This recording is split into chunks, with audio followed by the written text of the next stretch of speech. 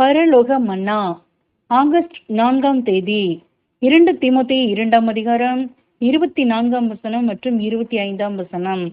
கர்த்தருடைய ஊழியக்காரன் சண்டை பண்ணுகிறவனாயிராமல் எல்லாரிடத்திலும் சாந்தமுள்ளவனும் போதக சமர்த்தனும் தீமையை சகிக்கிறவனுமாய் இருக்க வேண்டும்.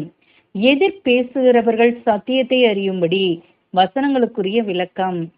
தேவ ஜனங்களில் சிலர் சத்தியத்தை பிறருக்கு எடுத்துரைத்து வரும்போது சில காரியங்களில் அதிக அளவுக்கு சுய நம்பிக்கை உள்ளவர்களாய் பேசி தேவ பலனை நம்பாமல் தங்களையே நம்பி இதனால் பல தீமைகளை தங்களுக்கு வருவித்துக் கொள்வதுண்டு. சாந்த குணம் தேவனுடைய பார்வையில் ஓர் ஆபரணம். சத்தியத்துடன் இது இணைக்கப்பட்டது.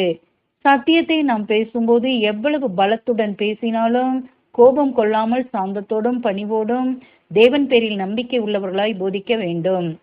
கேள்வி முறையிலான போதனை மிகவும் பலமுள்ளதாக காணப்படுகின்றது. ஆமேன்.